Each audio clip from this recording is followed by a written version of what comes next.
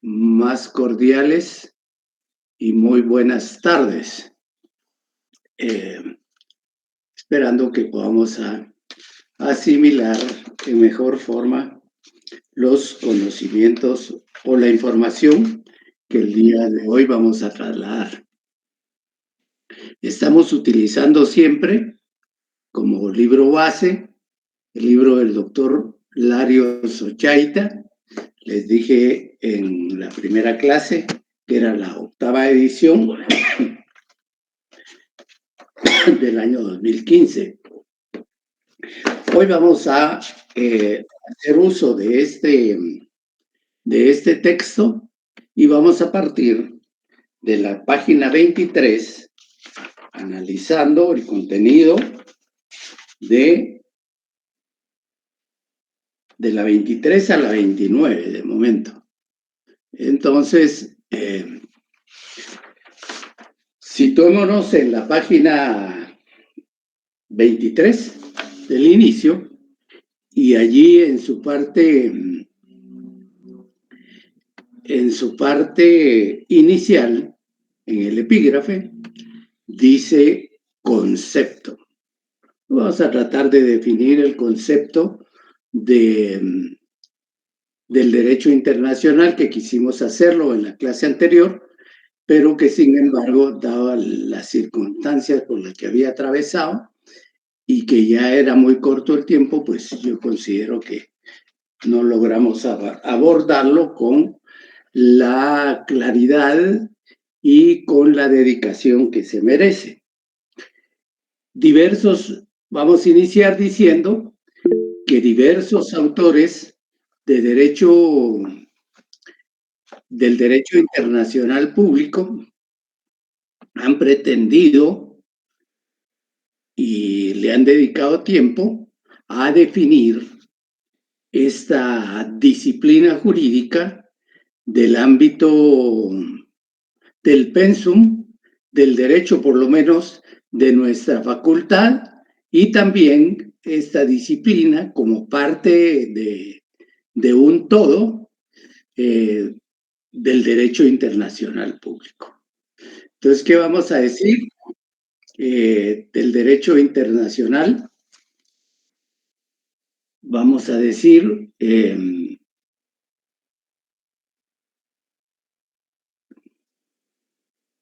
permítame. Vamos a decir,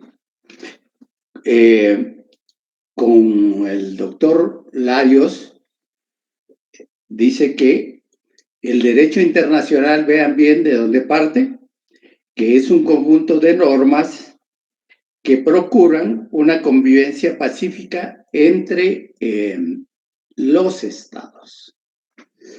Una convivencia pacífica entre los estados. ¿Y por qué entre los estados, vamos a decir? Porque son los estados los que de forma inicial conforman o le dan vida al derecho internacional.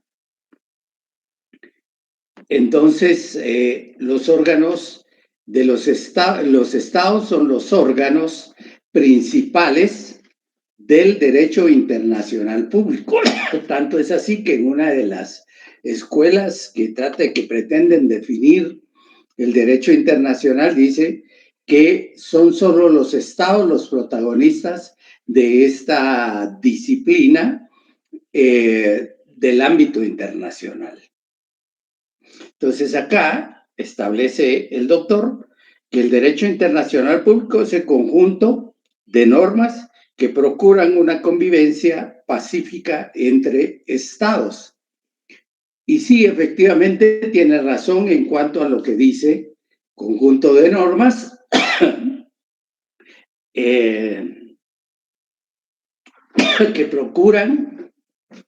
que procuran una convivencia pacífica entre estados. Yo les decía en la clase anterior que el derecho internacional público en su ámbito organizativo universal, decíamos, donde están representados 193, 194 estados.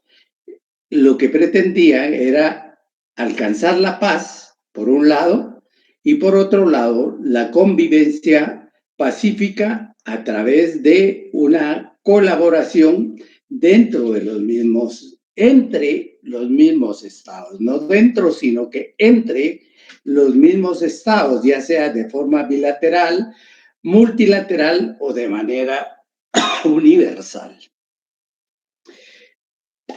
Veamos que acá, en esta definición, solo hace referencia a las normas, a un fin primordial, que es la convivencia pacífica, y a la conformación de esta comunidad universal de estados a través de el órgano principal, que es el Estado, al que se les consideraba en un momento como uno de los más importantes, si no el principal, del derecho internacional público. Grabémonos eso: Estado, órgano principal del derecho internacional. Luego, utiliza también Delia, levantó la mano. Perdón, licenciado, se me activó el emoticón. Ah, bueno. Pero no tiene duda. No, licenciado, muchas gracias. Muy bien. Entonces, les decía que él también hace referencia a una definición que da uno de los más connotados o de los connotados internacionalistas, como es Montiel Argüello. Y Montiel Argüello hace referencia a que el derecho internacional público, definiciones, el derecho internacional público es el conjunto, vean de dónde parte. La anterior partió de que era un conjunto, un colectivo de normas jurídicas. Y ahora Montiel Argüello va más allá, trata de ser un tanto más profundo y más incluyente, y dice que el derecho internacional es un conjunto de normas, dice, es un conjunto de principios y de reglas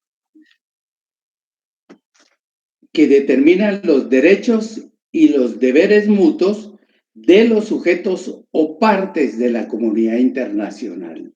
Él ya es más incluyente, les decía, es más abarcativo en cuanto a su definición del derecho internacional público. Acá el doctor Montiel Argüello parte de forma inicial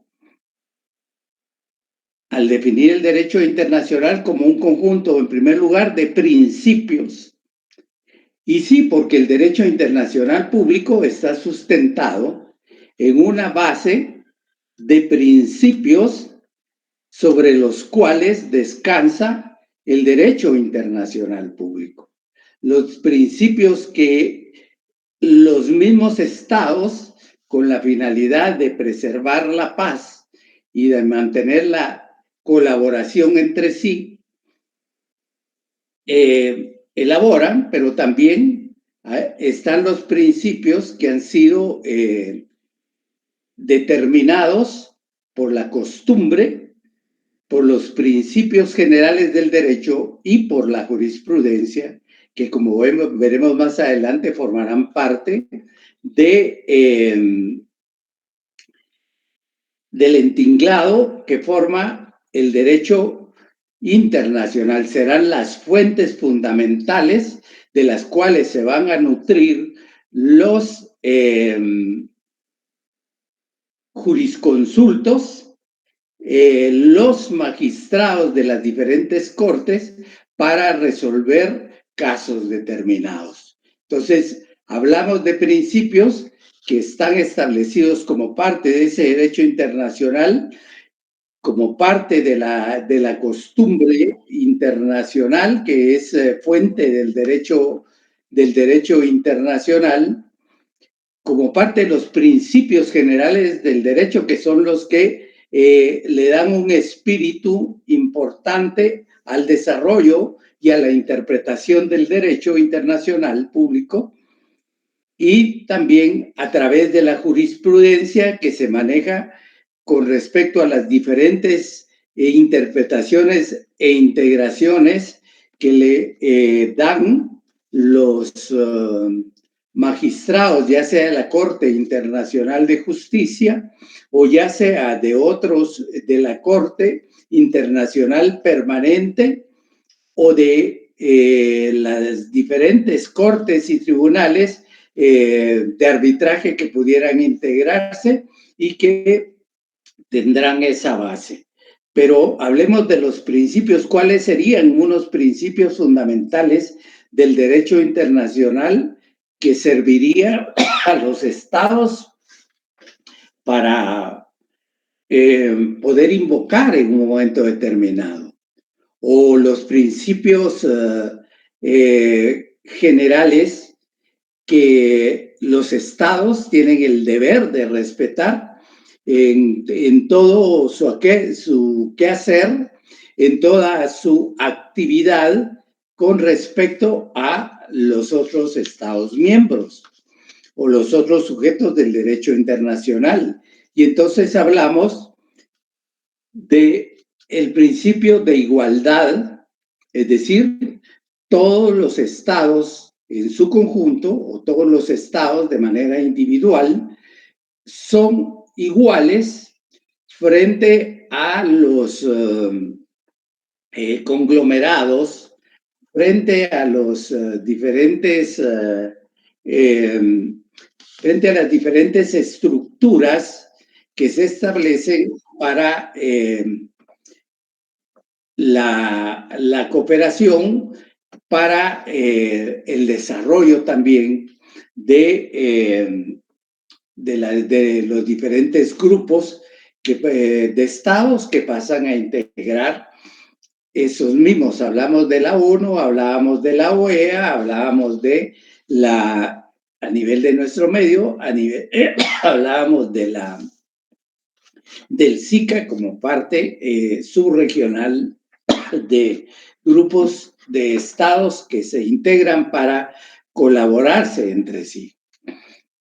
Entonces hablamos de igualdad, debe de establecer dentro de ellos un principio de igualdad, pero también un principio de respeto dentro de ese marco de igualdad. Debe de prevalecer el respeto y no agresión, ni no transgresión y no vulneración y no agresión de los estados entre sí. Deben de respetarse independientemente de la posición ideológica o de la posición religiosa que cada uno tenga o que cada uno asuma. Entonces, hablamos principio de igualdad, principio de respeto, y luego viene el principio de soberanía.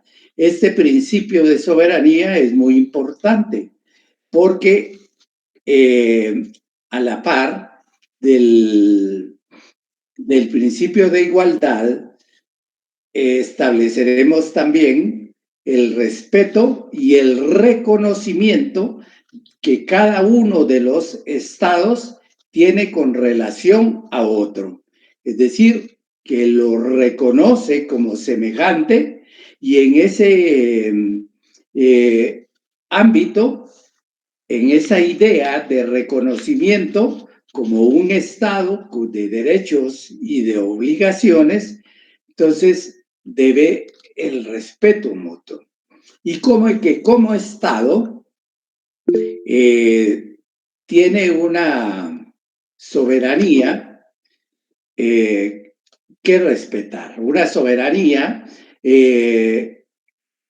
que hará valer en las diferentes esferas, en los diferentes foros en los que se agrupan los estados con fines diferentes. Entonces, tenemos principio de igualdad, principio de respeto, principio de soberanía, el principio de igualdad soberana, que es el que más se invoca. Luego tenemos también el principio de autodeterminación de los pueblos, quizás es uno de los principios fundamentales del derecho internacional que nos hace ver o que nos indica y establece que cada estado tiene el derecho, tiene las facultades amplias y suficientes para darse el gobierno que considere oportuno, sin injerencia, ni intervención, ni presión de ningún otro Estado. Entonces es el principio de autodeterminación de los pueblos, se denomina el principio. Y por último tendríamos como un principio importante el principio de no intervención. Es decir, como parte de esa autodeterminación, también goza del derecho de hacer valer dentro de su ámbito territorial, dentro de sus comunidades, dentro de su población, el gobierno que estime necesario, y tiene derecho a que se le respete por ello, y ningún Estado tiene facultades para poder intervenir, para poder presionar a los demás o a este Estado para que asuma el gobierno que al estilo que estos consideran que debe de prevalecer. Entonces tenemos ahí, con Montiel Argüello, que el derecho internacional integra también o está conformado por un conjunto de principios, por un conjunto de reglas que determinan derechos y deberes. ¿Cuáles son esas reglas o cuáles son esas normas que determina el doctor y que el maestro Argüello le denomina reglas del derecho internacional? Pues diremos, son todas aquellas que están contenidas en los diferentes, en primer lugar, tratados, que son como tal fuente primaria del derecho internacional público. En los tratados vamos a encontrar una serie de normas que regulan determinadas actividades de los estados. Vamos a hablar de convenciones también importantes que a través de los cuales se diseñan y se conforman estructuras de órganos determinados. Hablamos de la ONU, podemos hablar de una convención importante, la Convención sobre Derechos Diplomáticos, la Convención de Derechos Consulares, que también estructuran, manejan y diseñan todo una actividad, todo un quehacer de esos órganos que sirven de enlaces entre estados y que deben de llenar determinados requisitos para poder actuar en representación del Estado que envía.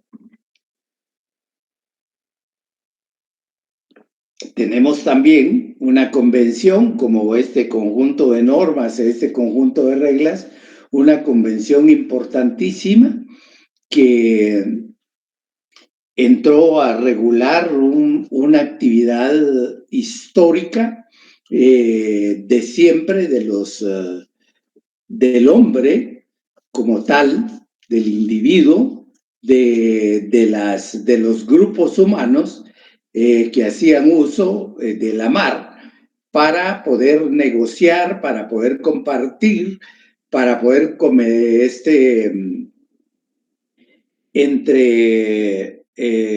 repartir determinados productos que se producían en sus grupos naturales. Y en ese sentido hablamos de la Convemar, que es la que en un momento determinado, partiendo del principio que se tenía y del cual Hugo Grocio era uno de sus más fieles defensores, que decía que el mar o la libertad de navegación y la utilización del mar como medio no debería de tener límites y que se debería de permitir esa libertad de navegación de los mares. Y es importante esa libre navegación porque permitió al hombre poder intercambiar, poder compartir, interrelacionarse, que era una parte importante de cada uno de las actividades del ser humano.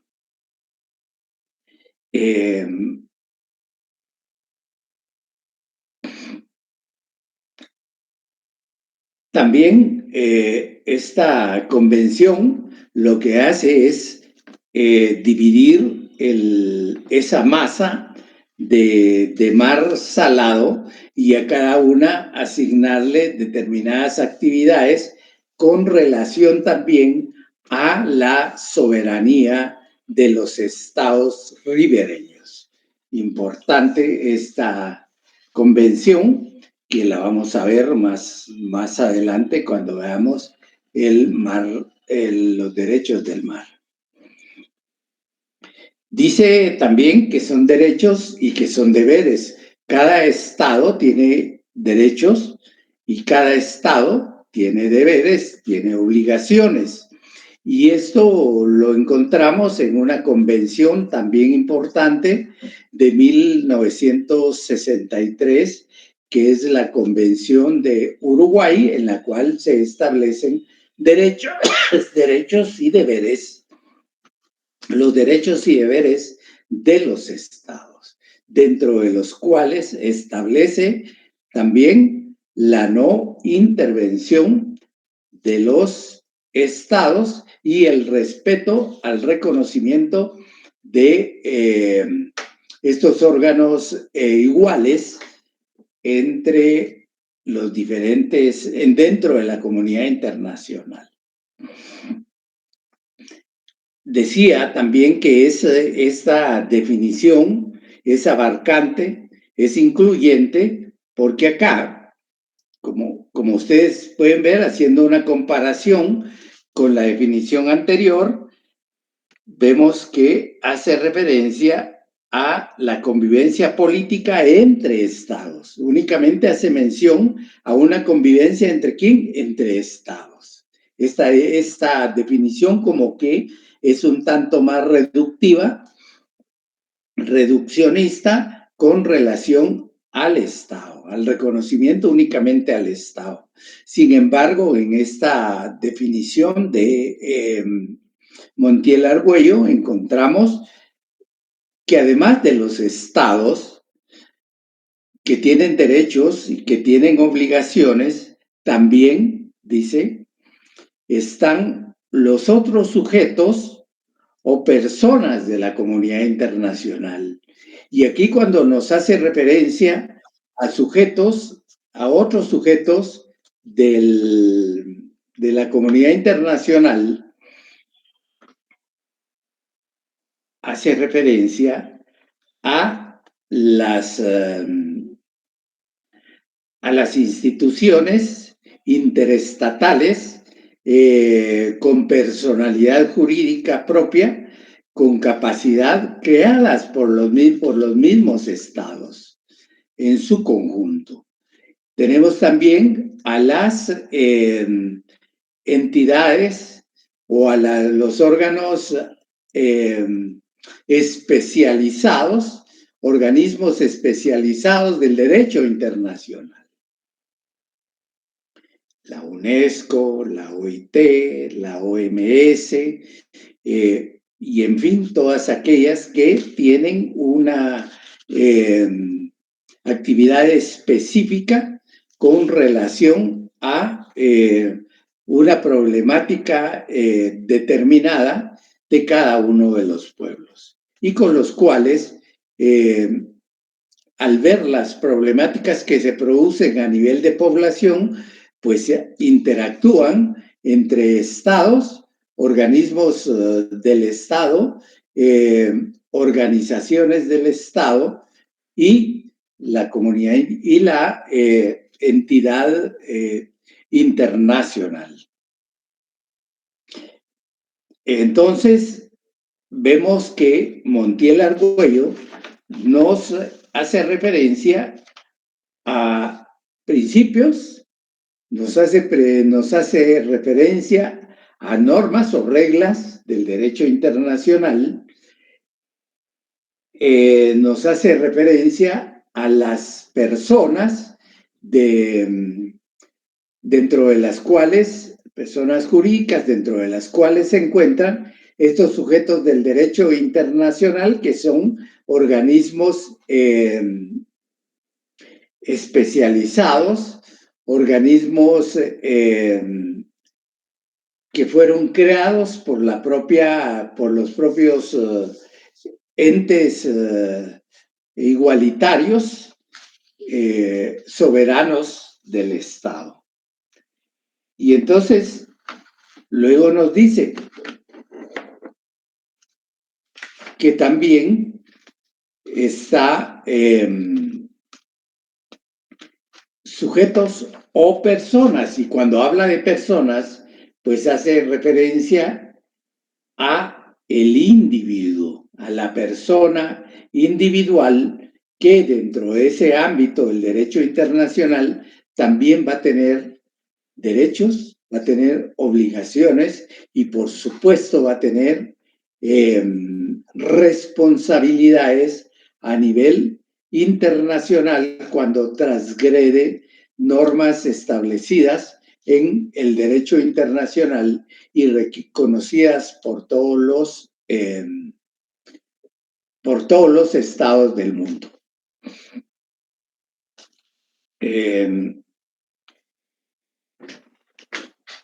Y por último, el doctor Larios trata de dar una definición lo más amplia posible, lo más abarcante, para ser explícito en cuanto a lo que incluye, a lo que importa al derecho internacional público. Y entonces parte de esa frase, de este término, estoy en la página 25, por favor, del libro.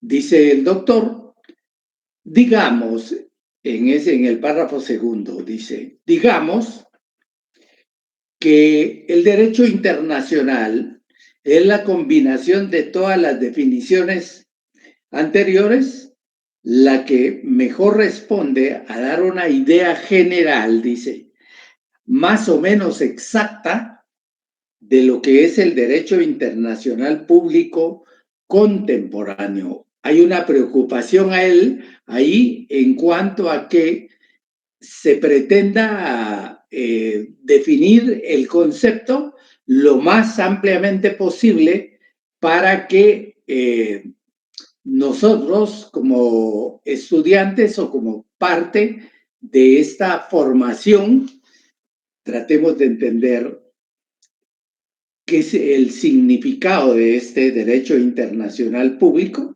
y qué es lo que comprende.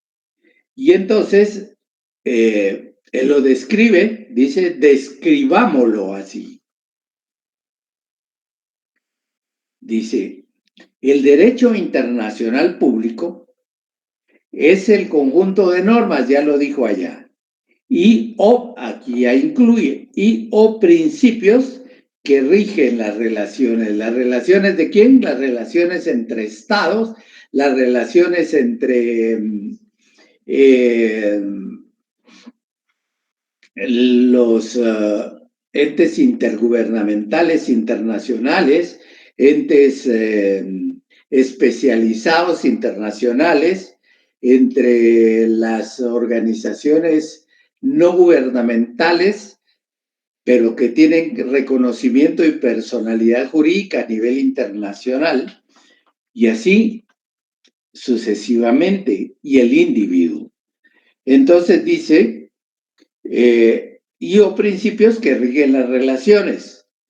Y dice, literal, A, las relaciones que se producen de los estados entre sí, de estado a estado, es decir, Guatemala, El Salvador, Guatemala, Honduras, Guatemala, México, Guatemala, Nicaragua, Guatemala, Costa Rica, es decir, tienen relación, hay relaciones de estado a estado, de entes iguales, de entes soberanos, de entes que se deben respeto entre sí porque ambos gozan de derechos y tienen obligaciones y responsabilidades frente a la comunidad internacional.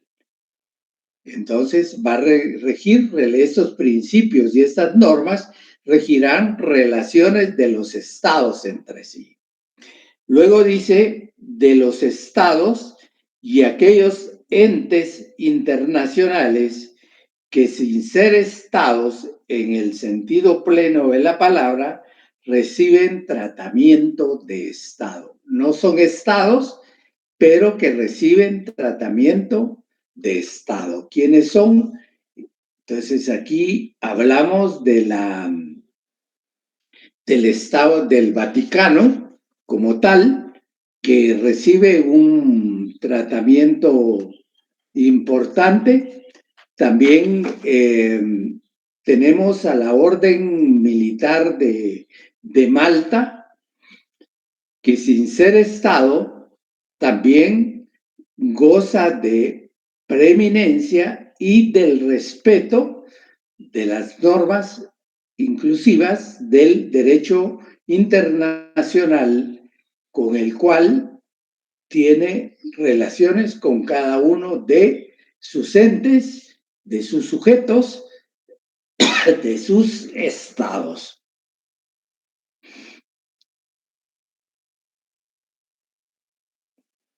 Luego indica en la literal C, dice de los estados y aquellas entidades que sin ser estados poseen personalidad jurídica internacional. Es decir, como vimos en la anterior, tienen relación estos sujetos del derecho internacional con otros entes que no son estados, pero que sin embargo reciben tratamiento y preeminencia de estado.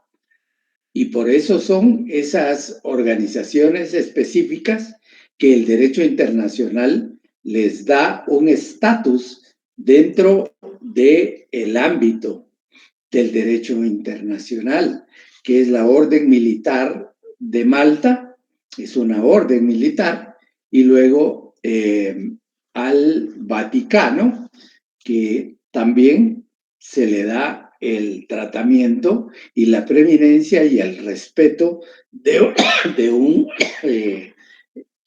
una entidad soberana internacional, de un Estado.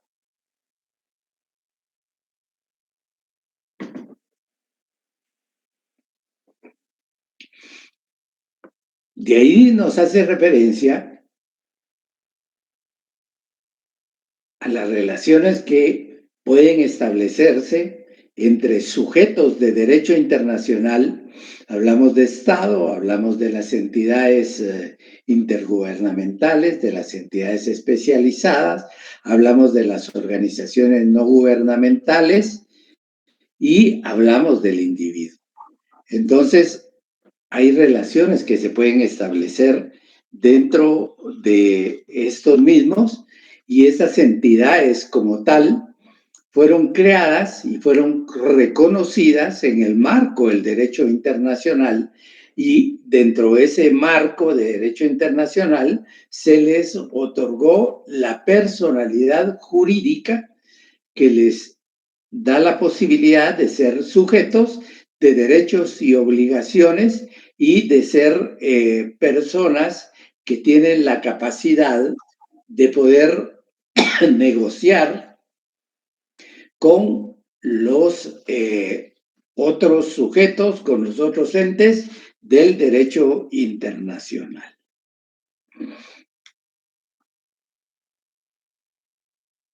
Y por último dice, las relaciones que se establecen dentro de los estados y de los individuos en el ejercicio de aquellos derechos y deberes que se consideran de naturaleza internacional. Derechos y deberes que se consideran de naturaleza internacional. Ese es el sustento legal dentro del cual se ven inmersas las relaciones que se producen de Estado a individuos como parte de este derecho internacional. Entonces, cuando hablamos de relaciones de estados con el derecho internacional o con individuos, derechos y deberes que otorga el derecho internacional, por ahí como que nos vamos o tenemos el Estatuto de Roma, en el cual se crea la Corte Internacional Penal y también un conjunto de ilícitos penales, de conductas antijurídicas que pueden ser asumidas por, ya sea por personas de manera individual o por personas integrando grupos al margen de la ley, conocidos como criminalidad internacional, que producen afección a personas individuales y afección a poblaciones concretas.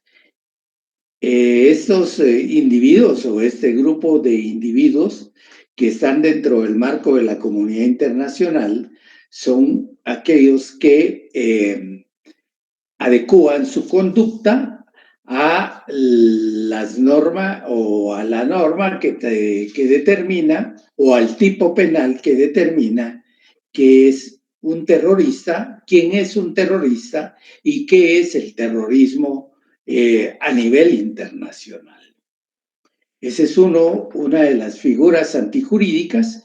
Luego hablamos de la trata de personas, que, bueno, ha estado en boga con el traslado de personas hacia otros países, no solo a nivel nuestro centroamericano, hacia el norte, sino que también tenemos a nivel de los países asiáticos, a nivel de los países africanos hacia Europa, que también se produce una trata ahí desmedida y existen grupos delictivos de personas que ejecutan esas acciones en contra de grupos humanos, en contra de mujeres, en contra de personas, de hombres y en contra de niños. Entonces, todo eso lo tenemos dentro de un marco reconocido de carácter internacional y que tiene una corte que debe dar un tratamiento adecuado conforme a sus normas a ese tipo de actividades delictivas. Entonces, tenemos que esos individuos también, amén de que tienen esas responsabilidades,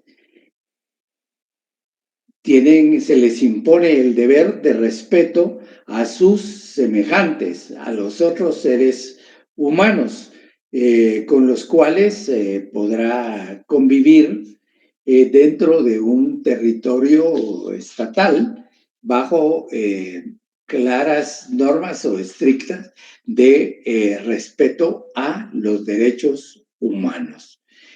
Entonces, este individuo como tal se ve en el centro del derecho internacional como el recipiendario de derechos humanos, de derechos y obligaciones, de derechos humanos que también encuentran sustento en una serie de reglas, en una serie de normas del derecho internacional. Declaración Universal de los derechos del hombre, los derechos civiles, la Declaración sobre Derechos Civiles y Políticos, la Declaración sobre los derechos culturales, económicos y culturales de las personas. Son declaraciones, son normas del derecho internacional que están dentro del ámbito de los derechos humanos y que respaldan al individuo, a la persona como tal.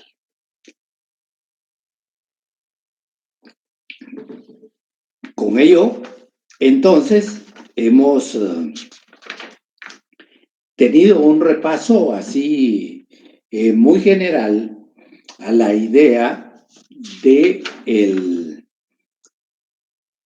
que pretende definir este derecho internacional público y que para el efecto nos apoyamos en en el libro del doctor Carlos Larios Ochaita, pero que también encontramos formas de definición que hacen referencia también a la definición que da acá el doctor Larios Ochaita en su libro.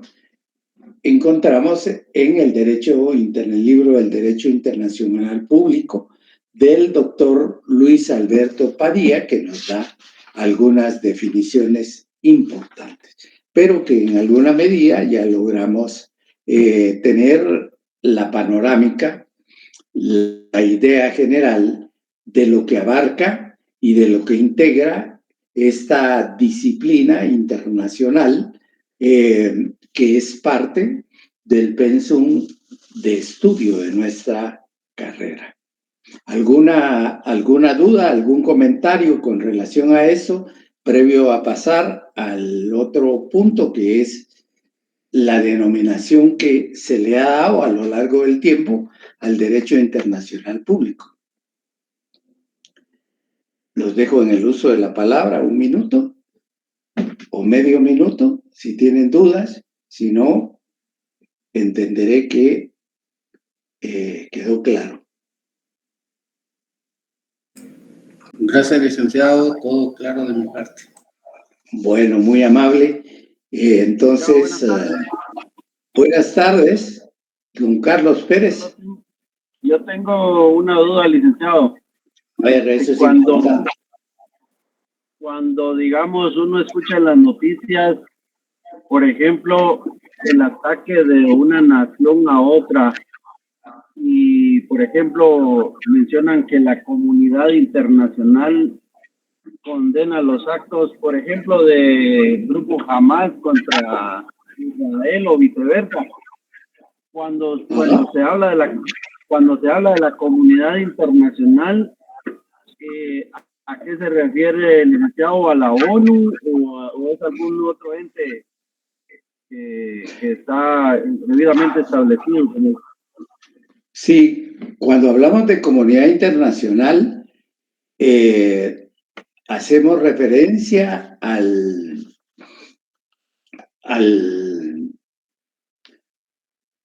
la existencia de una estructura universal en la cual convergen alrededor de 192 estados que se aglutinan en el seno de la Organización de las Naciones Unidas, de la ONU, y que estando ahí, pues básicamente tienen voz, tienen voto y pueden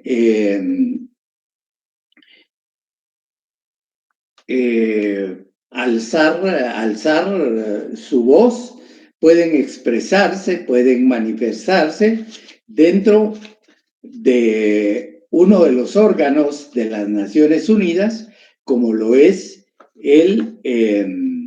la Asamblea General. Y entonces cuando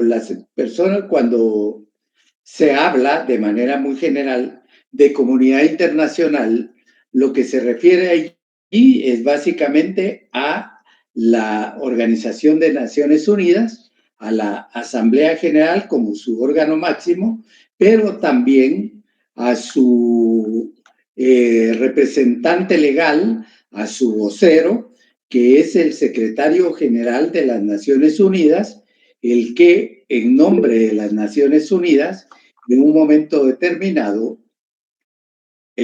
hará las manifestaciones y hará las reflexiones en cuanto a procurar el respeto de los derechos humanos, al respeto a la integridad e integralidad territorial, a la inviolabilidad del territorio, al respeto al derecho a la vida del ser humano.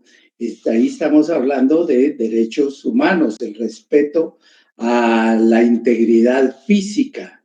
Y hace referencia también a otro tipo del derecho internacional, como es el derecho internacional humanitario, que establece normas a través de diversas convenciones sobre el derecho a la guerra.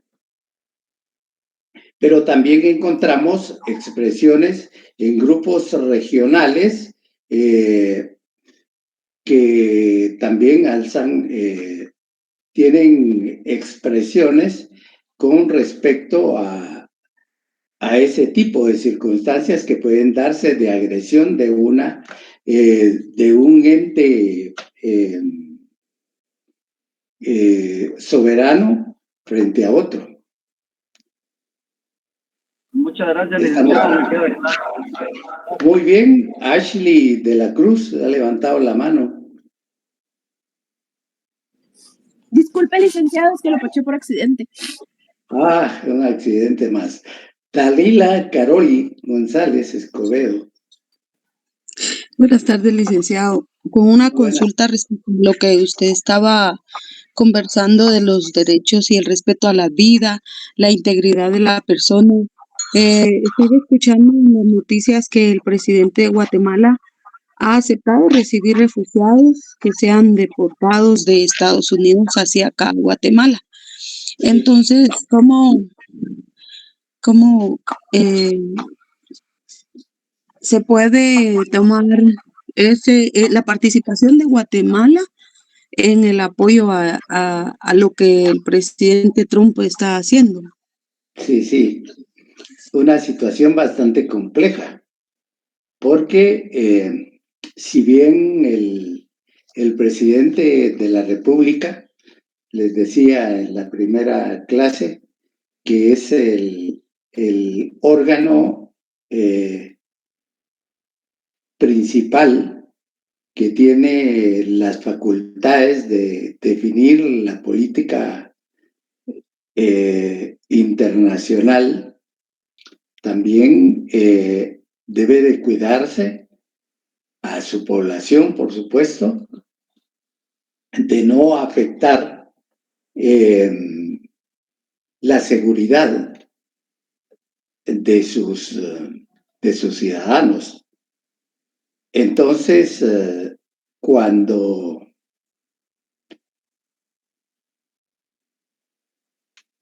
encontramos que más que por una relación de igualdad, les hablaba del principio de igualdad soberana, más que por ese respeto a ese principio de igualdad, se interpone sobre ese derecho una posición de poder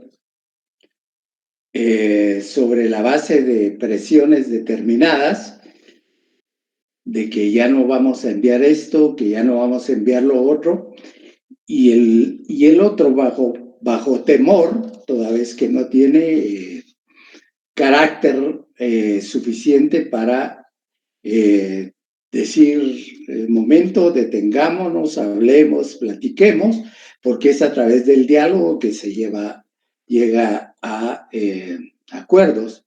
Y en ese sentido, si bien hay un acuerdo, hay que establecer si ese acuerdo es lesivo o no a los intereses de la población, a la seguridad nacional, a la seguridad jurídica, porque está permitiendo que vengan al país que ya no cuenta con las capacidades de todo tipo para poder absorber toda una problemática de otras personas que puedan llegar al lugar.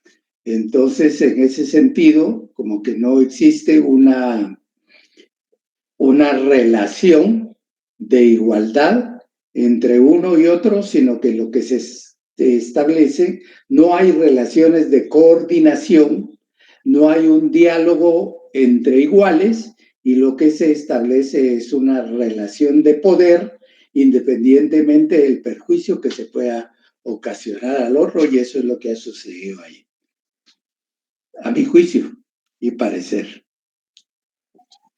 Gracias, licenciado. La verdad es que es preocupante. Si no pueden cuidar a la población nacional y si vienen más refugiados, el país está en peligro de ser un país más violento. Nos va a desbordar, porque no solo no hay capacidades económicas ni laborales, sino que tenemos otro problema además de eso. Don Eddie Emanuel. Sí, buenas tardes, licenciado. Yo quería abordar con un aspecto en relativo a un principio, fíjese, que es el principio de soberanía, que actualmente pues se puede tergiversar un poco, ¿verdad? Y cómo comprendemos la soberanía moderna al transcurrir esta internalización de los derechos humanos.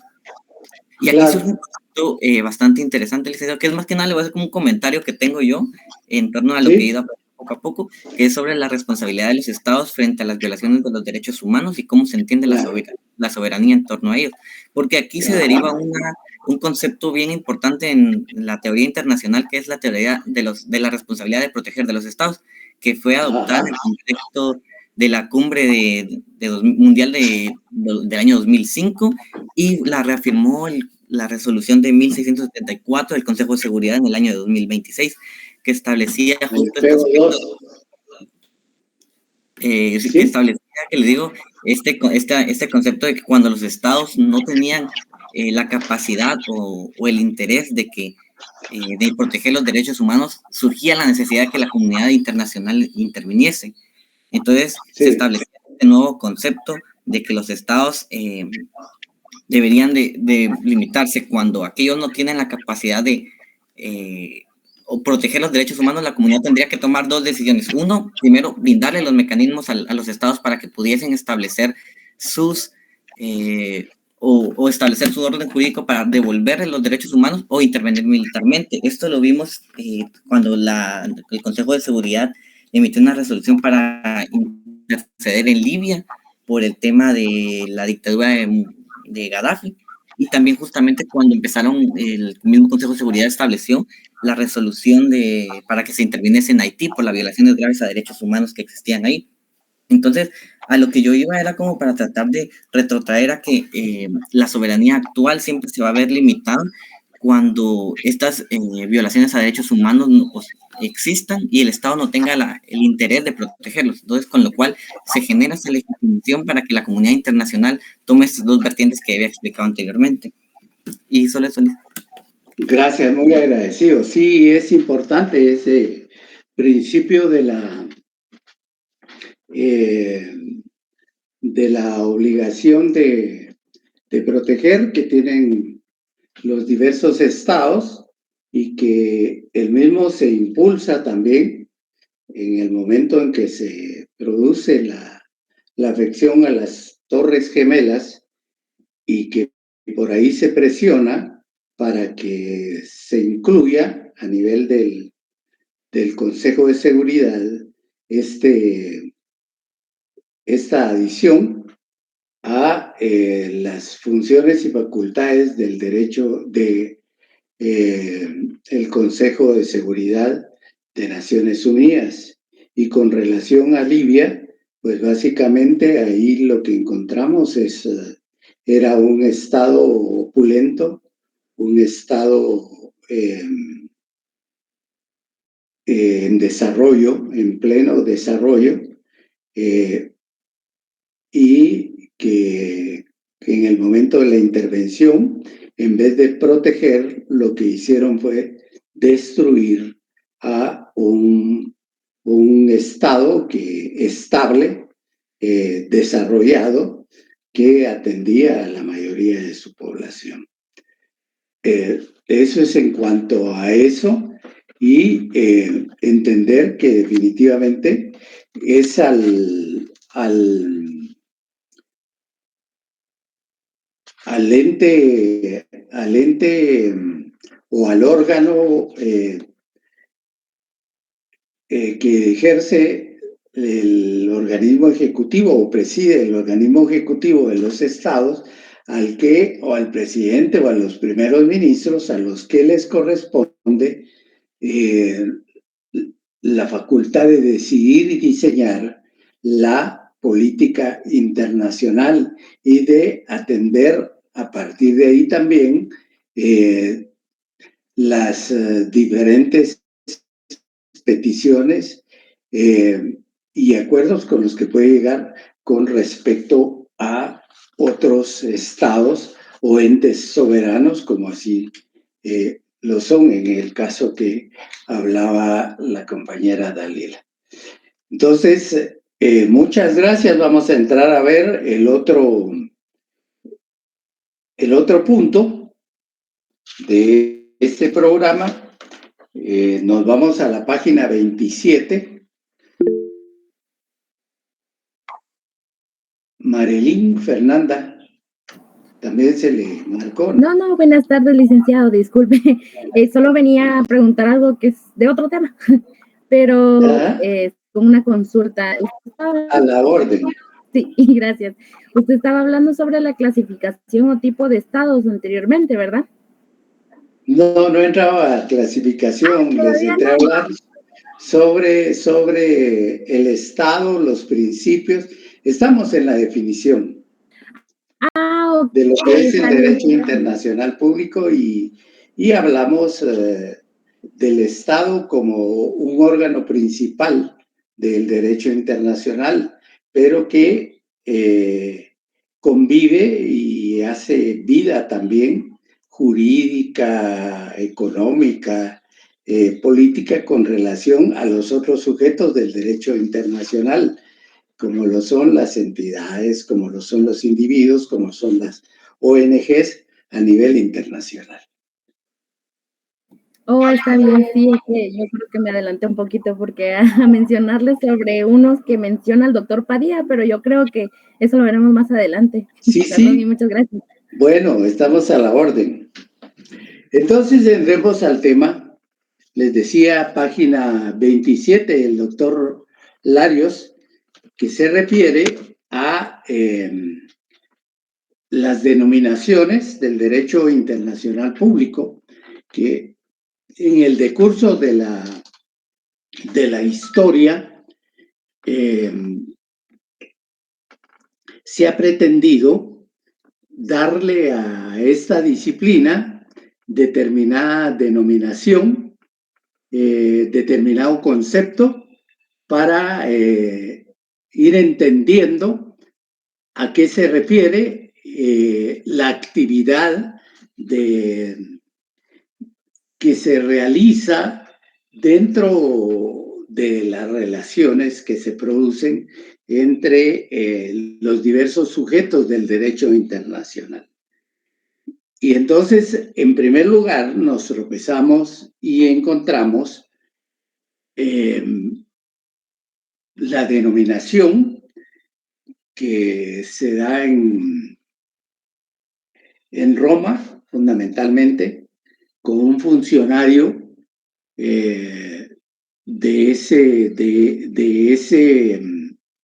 esos gobiernos o esos regímenes de gobierno, como es el jus fetiali, ese conjunto de facultades que se le dan a un órgano o a un funcionario, hablemos, romano, que se encargaba fundamentalmente de la declaración de la guerra, en particular de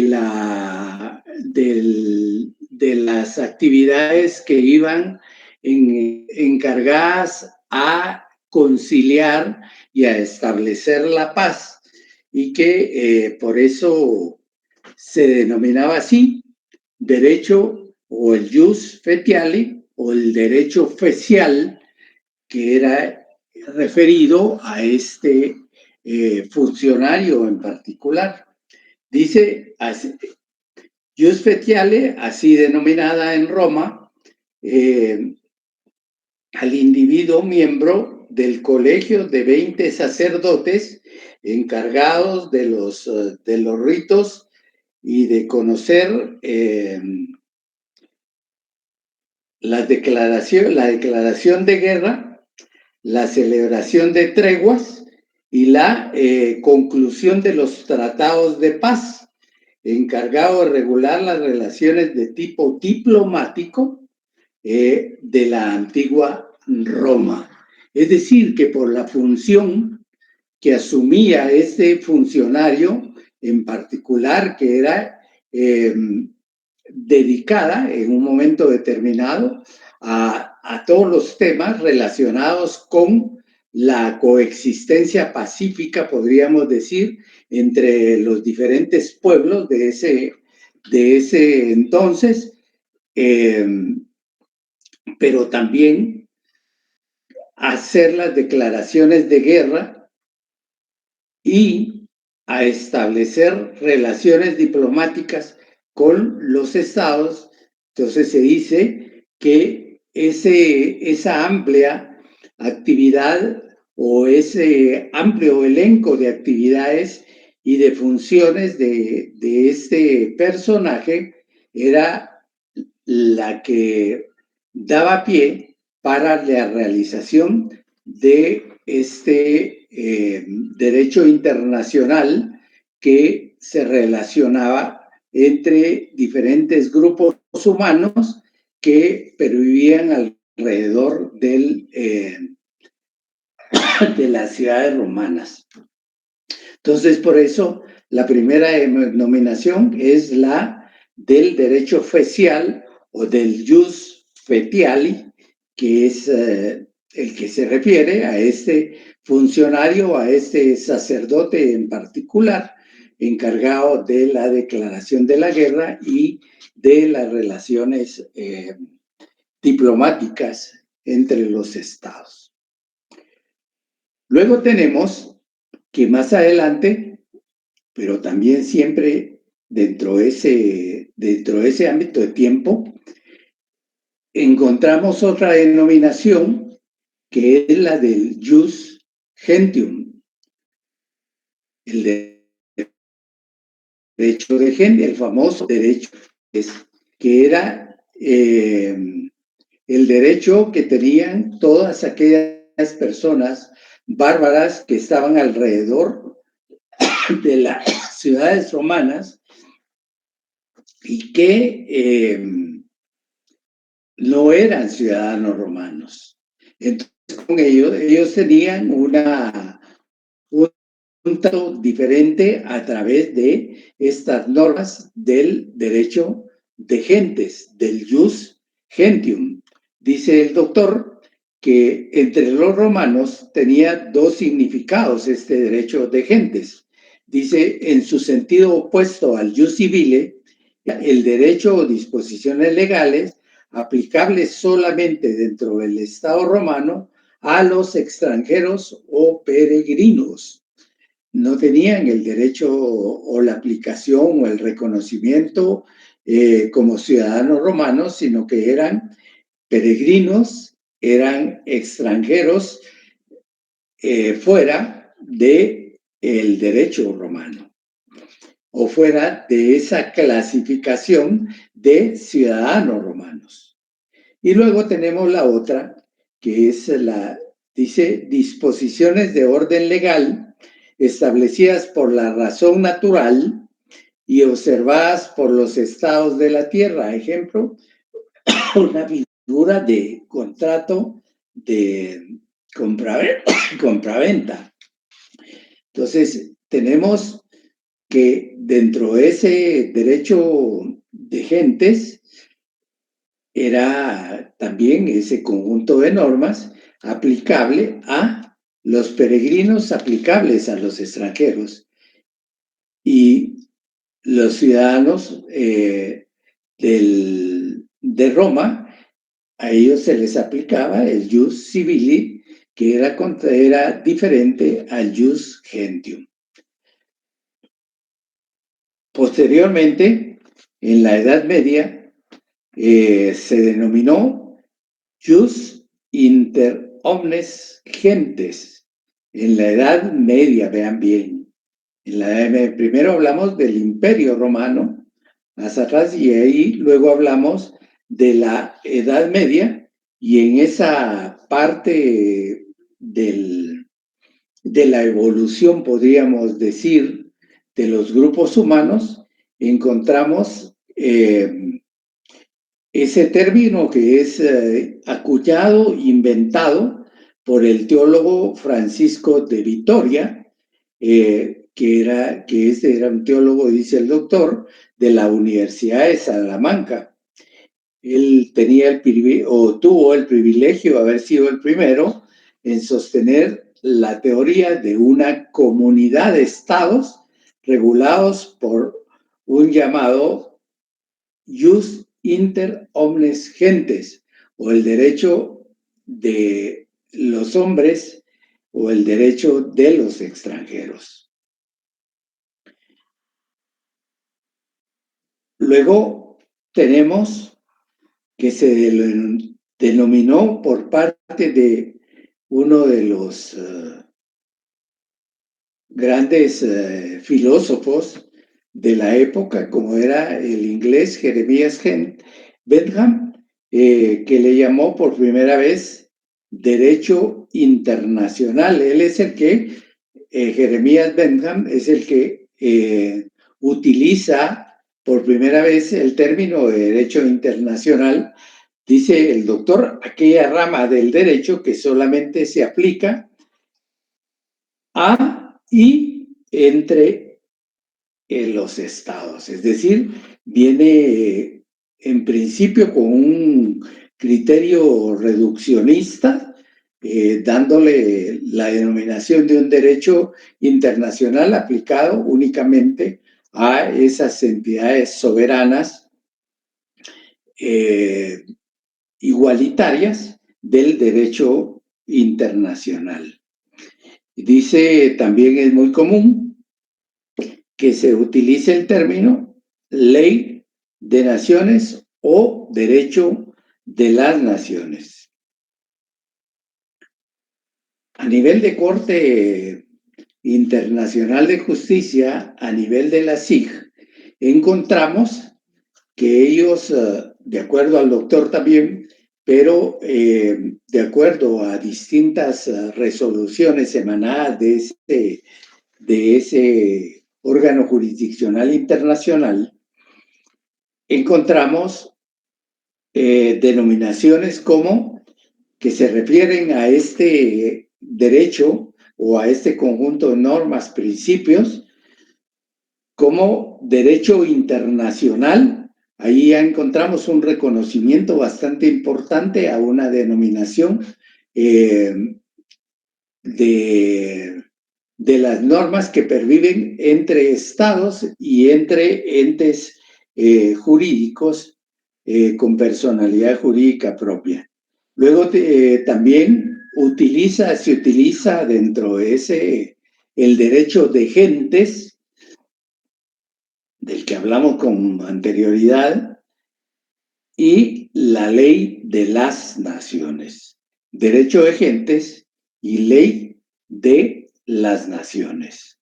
Cuando hablamos de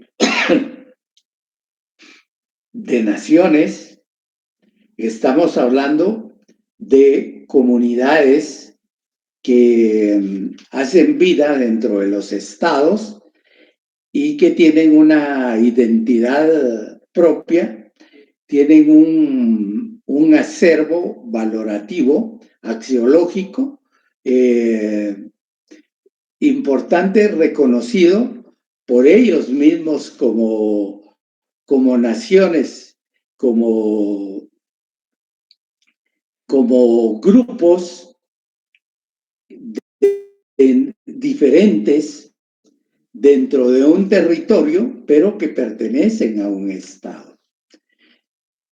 Ahorita con el tema de las diferentes migraciones de grupos humanos que venían, por ejemplo, de Siria, que emigraron de la propia Libia, que emigraron del África misma.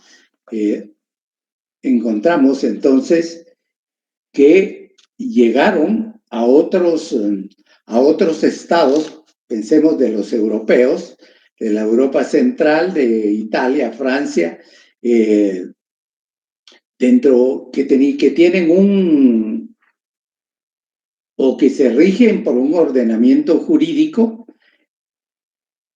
y que estos grupos humanos se fueron a insertar en calidad de extranjeros, podríamos decir, en calidad de refugiados, bajo el estatuto del refugio internacional o del asilo internacional en el caso en que se produjera, y que se asentaron en determinados lugares en los cuales se reconocen entre ellos sus valores, sus principios y su religión, sus creencias como una forma de vida. Entonces encontramos que dentro de un estado pueden pervivir diferentes naciones, como sí ocurre en Guatemala, donde encontramos diferentes naciones.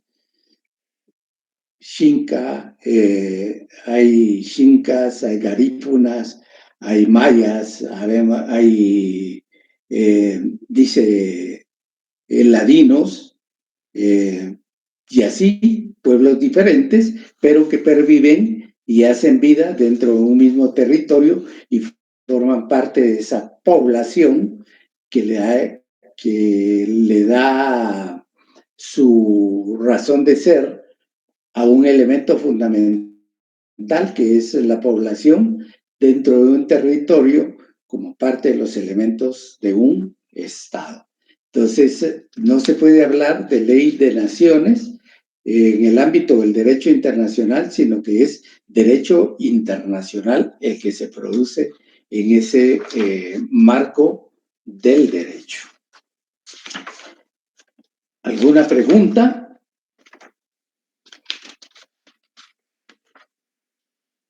Dice el doctor en la página 28, casi final, él establece que hoy en día es consenso entre los autores que aun cuando el sujeto propio del derecho internacional en general no son las naciones, sino los estados, este término es el que mejor describe la naturaleza de dicho derecho.